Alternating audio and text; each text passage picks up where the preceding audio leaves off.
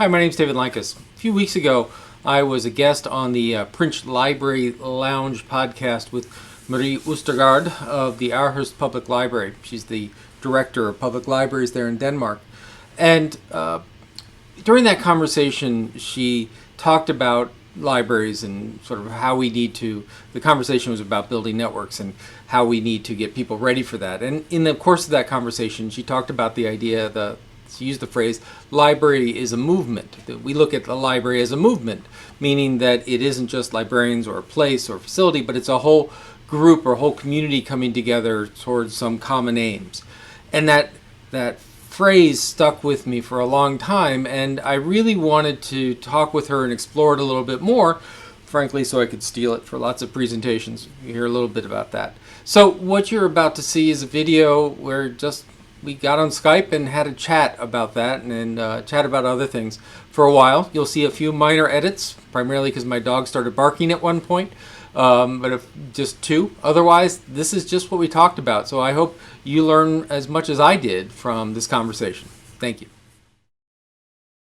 All right. So as I said, I want to steal your great idea with credit, which is a bad form of theft, but I did want to explore it a little bit, whether it turns into a blog post or just turns into just something that I just wanted to explore it because it just hit me as such a great phrase, and obviously a great phrase that matches a great idea.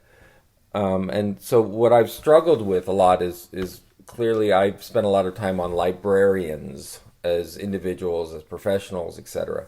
And so it sounds weird, but it's created a bit of an awkward stance about libraries, and even the word library, because what is to define a library is something that librarians steward and put together.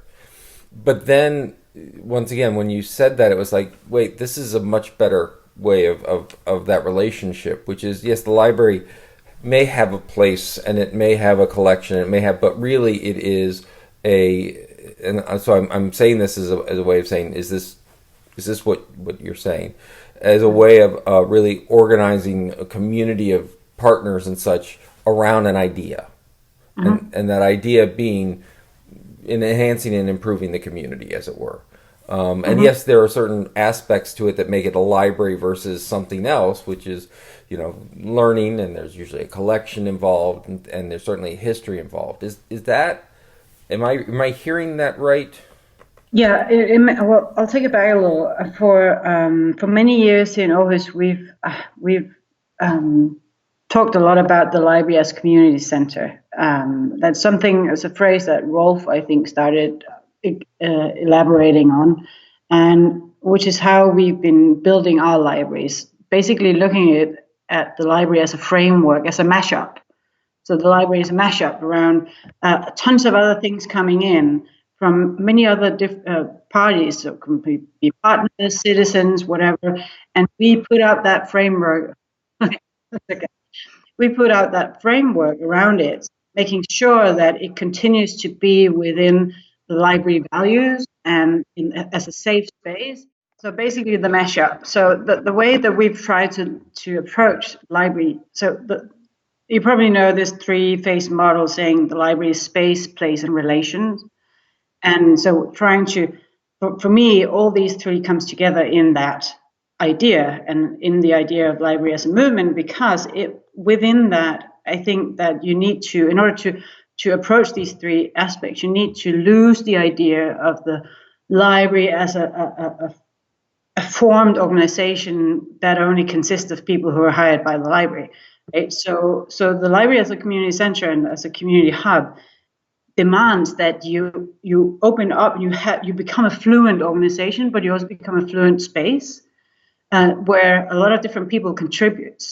And I think one of the things that the biggest movement that we did, and that I can see libraries doing many places, more or less, though, is giving what we in the beginning started to talk about as giving the space back to the people. And how do you, instead of look, and it's really also comes down to words. So do we talk about customers? Do we talk about visitors? Do we talk about citizens? What is it that we talk about? So the minute when you talk about customers and visitors, you're still the host. You're still the person who owns it. You own the space. So when is it that you actually hand the key over to someone else, which is obviously also part of the movement about open libraries, unstaffed libraries that we also do a lot in Denmark, and it's spreading also around the world. Basically, in the beginning, it was because of money, because we wanted to keep the space, the libraries open for as long as possible, even though we didn't have money for staff. But what's happening is that when we take the approach of the library as a community center, a community hub, it becomes much more than that. It becomes the community owning the space and using it for their own purposes in the time that fits them best, without the library staff or library dictated actions being put down over their heads, so that they have their own meetings and they have their own debates and they use that space as a community space. So what I also found when we started, and you picked up on that when I said that when we were having our discussion on the radio, was that one of the things that I find has become more and more important for us as a sector and as a organization development is that the fact that we involve our partners differently than we used to, and that we begin to look at ourselves as partners in many different fractions of communities, not just the library community. So when we're talking about network and we're talking about partnerships, it's not about money. It's not about necessarily connecting with other libraries. It's really just as much connecting with other sectors and other knowledge arenas in order to grow. So in that sense, it becomes it's not about library development. It's about community development, and it's about that movement that we want other people to benefit from, and we want other people to see their own purpose into. So when I talk to the MIT people, they're totally in love with libraries. They want libraries. They want to be part of libraries. They keep saying, how can we do something together? And for us, that's one of those are golden partnerships, because we want to go outside the library sector when we want to develop something, because that's how we grow. So basically, when we do our development projects, when we do our different projects, we rarely partner up with other libraries, to be honest. We partner up with a lot of other people, and we find that the core of what a library is about community building, about sharing, about being generous, and having that humanity and the safe place to be, and the space for debates and democracy. That core idea is something that a lot of different partners and people share. So why is it that we need to sort of build this box around us and say, hey, this is the libraries? So one of the questions, one of the things that makes me think about, because the language we use around sort of changing the view of libraries, and so I wrote this book called on New Librarianship, and honestly, it was like the Atlas of New Librarianship, or should it be the New Atlas of Librarianship, and someone picked one, and so then suddenly that became a phrase. But the other one is in the Netherlands, for example, they call it community librarianship, and it's a lot of these same concepts, not quite as elegantly put, but the idea of co-ownership of the institution, et cetera. Yeah. But it's interesting when you run across national boundaries, different phrases have different impacts. So, for example, when you say community center, in the United States, there is a concept of community center, and it is not necessarily a super positive one, in the sense that it's somewhat ill-formed, but it's almost always a space that is not necessarily utilized. And so a lot of librarians will say, we don't want to be a community center, because they have a very specific definition. Yeah. And in the Netherlands, they're talking about community librarianship very much as a way of promoting this concept. And in the UK, when they use community librarianship, it's almost always as getting rid of professionals and staffing it with volunteers. And so it doesn't have the same connotations. And so... which is why I think that the community hub is probably better, because then it's about the space. But I think the time just ran away from the original concept of community centers, and we're also struggling with it in Danish, actually, to be honest. So we have a word in Danish. It's medborgerskab. So it's do you know German? No. Okay. So it's really about citizenship, but it's about it has a prefix which is called with. so not a co-citizen, because then it's one and one, but it's like it's a more engaging word where you're citizen with all the rest of the citizens. So what it basically means is that you, as a citizen, you participate actively in your community and you use your citizenship actively in influencing the community that you're in. So that's the phrase that we're trying to use for the Danish concept of this. But it's still it's sort of also, it's not a very it's still a little artificial word. So we haven't found the real. And the thing is, in my intention, I think there is a circle here that we will go from this. Now we've struggled to go from making people believe or understand that the library is not the old concept of the library. We took it to that different, the community hub word. And then from there, we need to get back to the word library, because that's what a library is. So that's the whole, it's that circle that we're doing. And to me, a library, that is a library.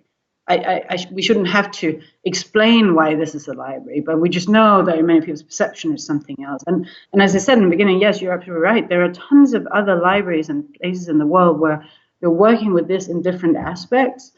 And what I find is that and even in Denmark, that we might be doing it a little more drastic in many ways than a lot of people are doing. And it's in different ways. It's not just in the way that we give access or that we hand over the space. It's also about the fragmentation of our organization and how we are working as an organization to make sure that we can actually incorporate and adapt to the surrounding community. So we work quite hard, and I'm still working quite hard on making and creating an organization with the lowest level of hierarchy as possible, so that decision power is distributed out to the furthest part of the organization, so that the agility becomes much higher, and especially and that is particular in the work we do with partnerships and with citizens, because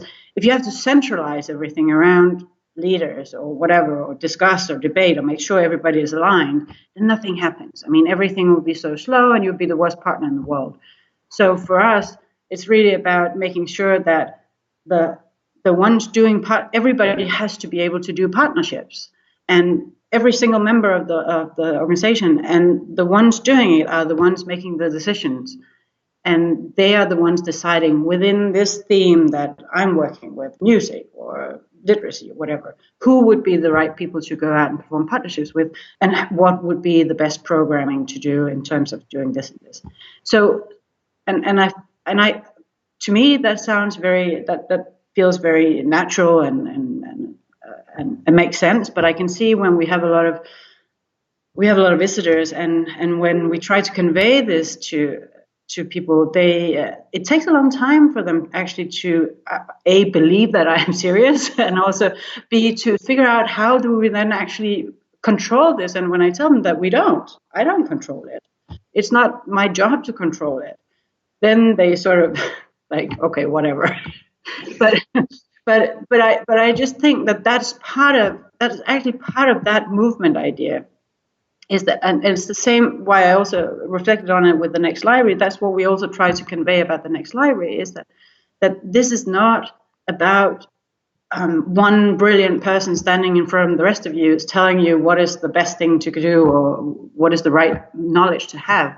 This is about the sharing. This is about the knowledge that starts between people. This is what all these kind of things that we've been talking about and have different words about, but that's what it is, and that's also the organization that we have to support having that relation to the rest of the world. So two things strike me out of this conversation.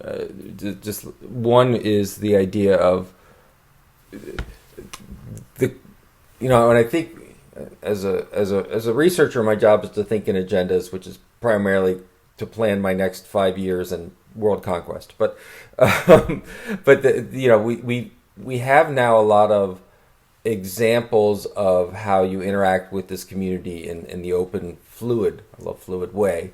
We have a lot of some of the theory and thinking about community involvement and some of the sort of philosophical changes from access point and hierarchical organization to community hub.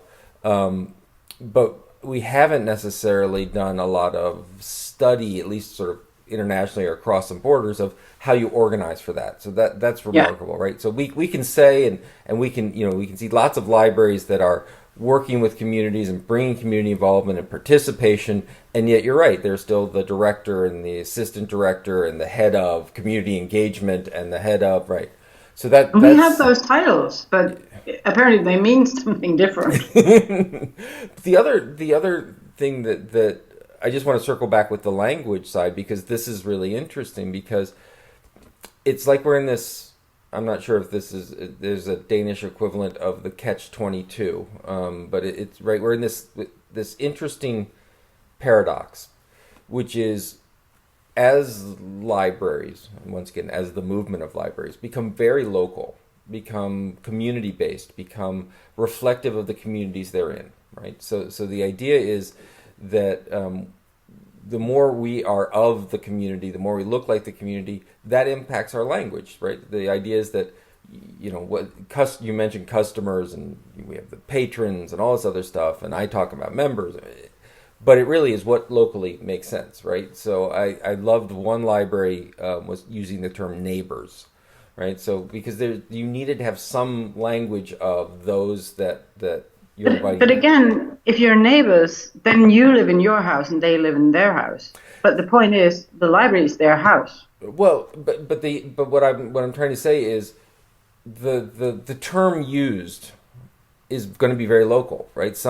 In an academic library, you could talk about partners and you can talk about participants, but there is a lot to talk about in terms of faculty and students and staff, and that's almost very locally defined, because it's what comes out of the relationship. It's a negotiation, it's a discussion, it's something that needs to be natural. Now, that's different than within the industry, right? So you talking to me, talking to people at Next, I know there's a mix of folks, but that's where these terms matter. Where when we have the debate about, right, who's being served and that disconnect and such, we need some language within the profession to have that conversation. Yeah. And so it leads to, though, this catch-22 once again, that when you use the word library, you talk about it coming back. When you use the word library in Aarhus, and when you use the word library in Columbia, South Carolina, and when you use the library, we're going from this point of having what I think would all agree is an outdated and somewhat nostalgic view of place, stuff, for access, to a new concept. So how universal can the term be anymore? And so I think that that's an academic question, because I think what we're really saying is we are seeing and want to push forward a consensus that library, not just amongst us, but once again of the movement, that people see it as this movement, this concept. And while that may be implemented differently in local, we are really looking to redefine that term. So, sorry, this is just no, but it's true, and that's why there is really a lot of importance in that wording and in the language of it. And of course, one thing is to try and define some English vocabulary around it, but every language have to create their own as well. So we can only get that far, but I just always find it useful to have the discussion of how is it, because there is this better than I do. There's so much value within language and when we talk about the people who comes in and uses the library, we talk about users, and users are not just citizens; they're also staff. They're also partners. So basically, it's users of the space of the library. And we are also users. When we talk about the bigger amount of people who are including non-users, we talk about citizens, because we're all citizens. Yeah, because I still hate the term users. And also but it's actually something that we started doing when we were building Doc One, because that's how the architects started to talk to us. They began to talk to us not to me, but to because I was the client, but to my staff as users. And I thought that's a brilliant way of actually looking at it. So we had tons of different user groups, but the user approaches were different. But what it meant was then we could also mix them up, and we could have the mixed groups of users with different types of usage, but talking about the same topic or the same area in the building or developing the same place for children or whatever, but with different approaches. So in some ways, it actually opened up that narrow framework of who's who and what is it that you're doing in the library. I need to start putting users back on that term to retake right next to library, because a lot of time the old joke about the only people with users are computer scientists and drug dealers, but right, because a lot of times in the IT world, the way user is defined is someone who uses our services. It's back to your point of disconnect, and it talks about things being transactional. It talks about things as sort of consumption, but your point of it's the basis is on use, and it's not of me, it's of the movement, and that's why I like member of movement and such. But once again, it's always good to check where we are, because how do we use the capabilities? How do we use the facilities? How do we use the expertise and talent and such? And that is mixable. I like that a lot, right? The idea that you can mix different sectors or portions of communities together. Cool. And coming back to what I started about saying about Next, how interesting it is to see how it actually every time it ends up like it. And I don't have no idea how it's going to be in Brisbane, because we only just started working with these guys, but I'm sure it'd be great and different, like it was in Berlin, great and different, which is the point. But my point is that to have that attitude towards each other, no matter what. I mean, we had 43 different countries. Obviously, all of these 43 different countries who are there have different perceptions of what a library is and what's important, but they all come with the intention of being inspired or inspire others and sharing or getting shared with. So that is the basis. And what we find is that when we as library staff approach the community with that attitude, that's also what they come with. And when we approach our partners with that attitude, that's also what they come with. Of course, there are tons of discussions about, so what is the goal of what we're doing together, but that's also part of the discussion on Next. It just happens on a different level. So it's really about trying to define. There are a few key words for this, and that's what we need as staff to be able to approach the world with, because all people, well, in general, most people want the best. Most people want to do good. Most people want to be good with each other and enjoy and share and whatever. Sometimes during that day, and so is how do we create that? How do we help facilitate that atmosphere around it? And how do we participate actively in that? Not only by being inside the library, but because the library as a movement is also about the library going outside of the library and sharing and contributing and etc. in other arenas. Have you ever heard of in Aarhus there is there are these great guys who started a movement called Givism. So instead of humanism or what, they decided they wanted to do Givism. So it's really about giving, and I think they invented it after having been at Burning Man at some point, and they came into Burning Man. They didn't bring anything, only a lot of booze, and they ended up having to take gifts from everyone, and then thinking about what can we give back, and then they transformed it, coming back to always saying, well, this is not about giving back. This is about giving without even expecting to get anything back. So how can we then influence the entire community with this concept? And so I think what they're doing is basically a library. I mean, they're a library. That's what they're doing. They're doing, and we're working with these guys as well because they have the same core values of how can we approach people in the best, most positive way ever, give what we can give, what we can share, without expecting necessarily to get anything back, but because we think this is a way of influencing the community. Well, and I think it's interesting. Yeah, it is interesting. You have to sort of does a concept become so diffuse that though at some point that it begins to lose its meaning, right? Because the library does not, in fact, give without expectation of return, right? Tax dollars, that's true.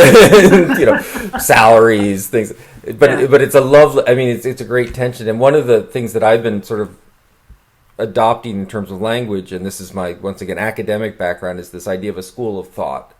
That what the movement is, has lots of different, has action, has on the ground, has strategies and language and such, and part of also is the concepts that behind it. And what I like about the idea of a school of thought is that it's also sort of this movement. It focuses clearly on the sort of philosophical underlying sides. And one example in the United States is in architecture. In the late 1800s, the city of Chicago in the Midwest burned down. Lots of fun stories.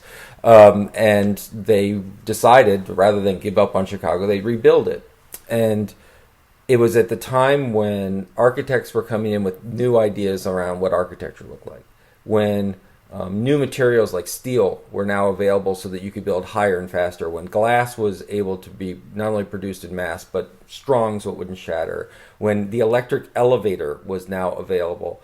And so all of these different thinking and capabilities and all this came together, and they created modernism, which was sort of how do buildings look, which I'm looking once again through your massive windows into your garden, and modernism went wide, and then Bauhaus movement in Germany and such, and that idea that so when you and I are talking, we have different experiences and different languages, but there's something that's bringing us together, right? And as you said, with Givism, and there's something that's pulling us together, and it doesn't become a diffuse concept. It becomes actually something pretty unique that pushes ahead. And part of that is because it's unique because you compare it to what came before, right? So there's a education philosopher and scholar called John Dewey, not Melville, John, in the United States. He's sort of the father of pragmatism, and he was all about school reform. And he said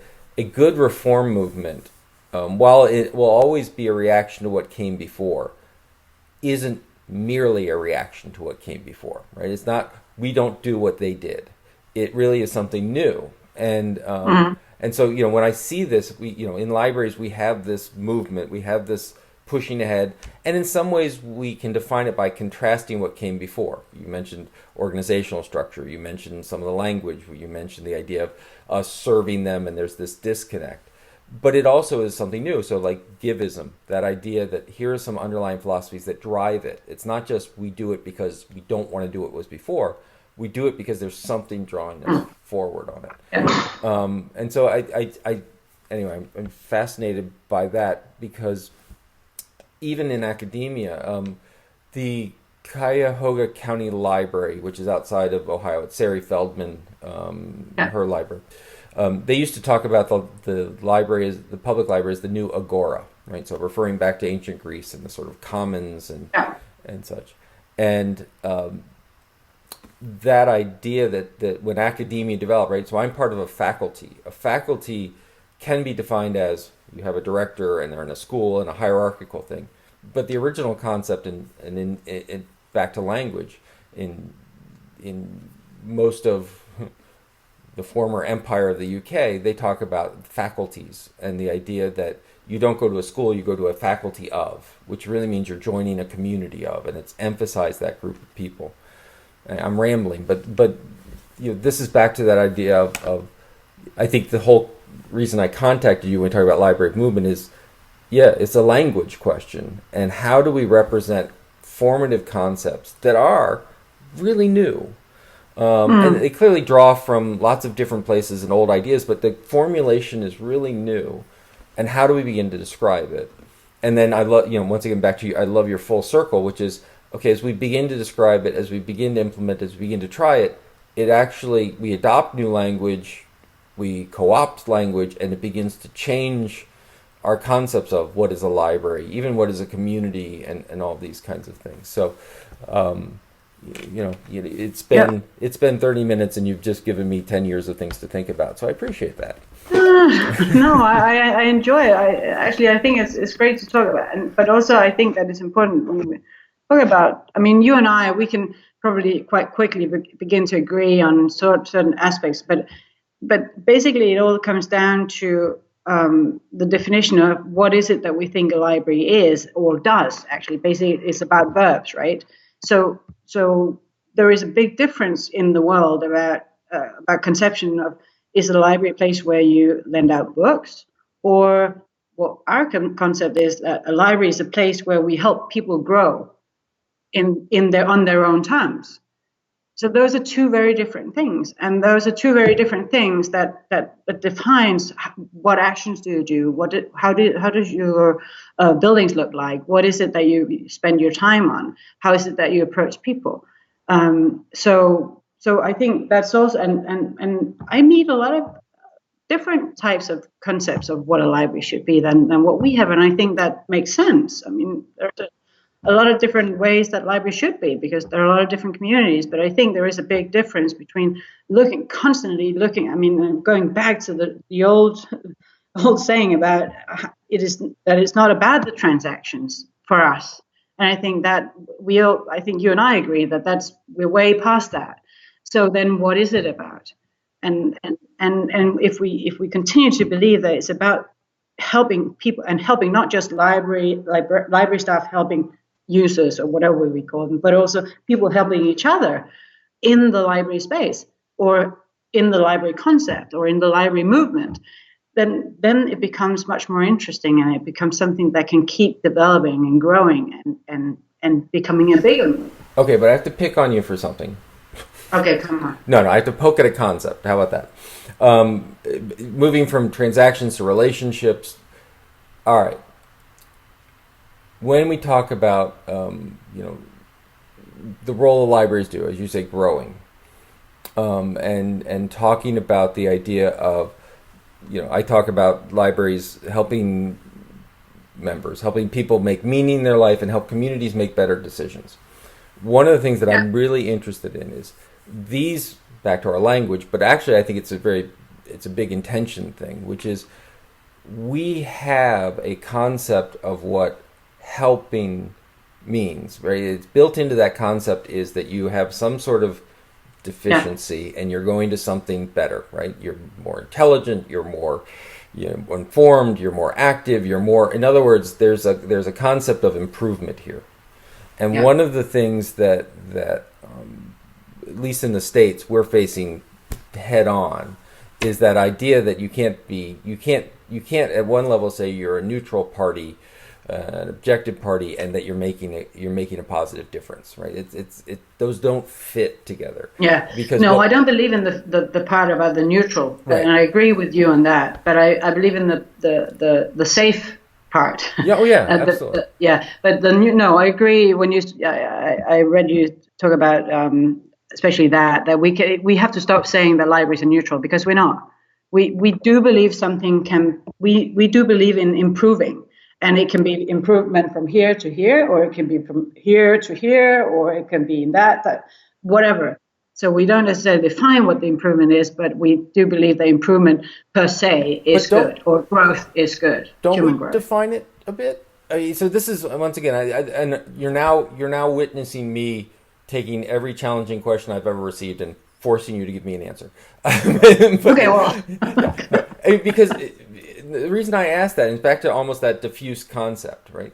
The thing is that we've never been neutral. It's just that we were so aligned to sort of the community narrative. In other words, what everyone thought was better, but we just called that the status quo and all the negatives and positives that come with that. so back to the values, right? So when you talk about when we go and interact with MIT, when we go and interact with the arts community, when we go and interact with the business community, when we don't just go and sort of say, well, what do you want?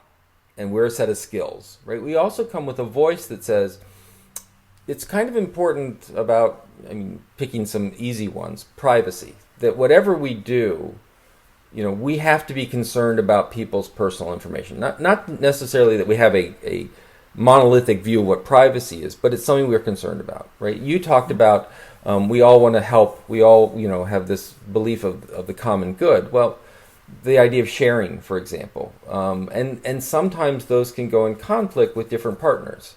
Yeah, sure. And so, you know, we do have Yeah. and it may be changing, and it may be not well articulated yet how it's changing, but we go in with a set of values where we don't only want to improve them, users, what have you, including ourselves. We actually want the partners, for them to improve us and for us to improve them. Your point of mixing them in. So we have to walk in with a sense of what that improvement looks like, right? That's true, and it is true. We do have an intent. We do have an intent, and we do have a set of values around what it is that we do that not necessarily everybody shares. And so that is true. We do have a set of values. But when I'm saying that about the growth, and it's more a question about, we don't define to what level you need to achieve in order to have the good life or become a good person or to be clever or whatever. It's merely about figuring out where is the starting point and how can we help you, or how can we assist, or how can we get someone else who might actually help you grow as the person you want to grow. So in that sense, but still within that framework, there's still the knowledge that human growth is good. So that's also a value to put in. So of course there is, and also, I mean, I would be lying if I don't say that. Of course, we're trying to push literature. We're trying to push debate. We're trying to push the glue as a community with what we're doing. We're trying to push play as part of what we think will make kids grow. So we have a lot of intention. Of course we do. So if I can just connect that back, because I know you've got to go soon. I really appreciate your time. If we can connect that back to when you talked about sort of how you organize yourselves to do this, and you talked about sort of fragmentary and flat organizations. Have you found it important that you sort of agree on those values or intentions so that people can go and do this stuff autonomously, or is it just sort of at this point been so assumed that's not had to been a conversation? Is that too weird of a question? No, I understand. Actually, I'm learning in that aspect, because I thought, I don't know, I think going through our building up .1, so much stuff happened over quite a long period of time that we as an organization grew into without having that conversation. We developed into an organization through all these different involvement processes and the approach that we had into an organization where it feels natural, and where the culture has become that, even though we have new people coming in. But what I found was that after so a couple of years ago, we merged, the whole library system merged. So we're both .1, the main library, and then the 18 branches together as one organization, so I'm the head of all those 19. And what I found was, to my surprise, that it was more difficult than it wasn't that natural, and that even though we had always been part of the same bigger system and had the same perception of the library as a community hub, then the approach to it and the organizational approach and the organizational culture was much different. So I think, yes, you need. I even forgot what your question was, but yes, I think it's definitely something you need to make sure that not necessarily everybody agrees on, but everybody needs to believe that, for instance, I as a library director will support them, whatever mistake they make. that will be me supporting them, because I know that they went out there trying to do their best and they made the decision that was necessary at the point. If they don't believe that, then they will never go out and do the stuff. So it's really about turning the organization upside down and saying, so how can I be the support system behind all the people who are out there? And that's something that you need to have a lot of discussions about. Because as library science educators, what we encounter sometimes is that you get people who've been working in libraries for 20 years. Great, wonderful human beings.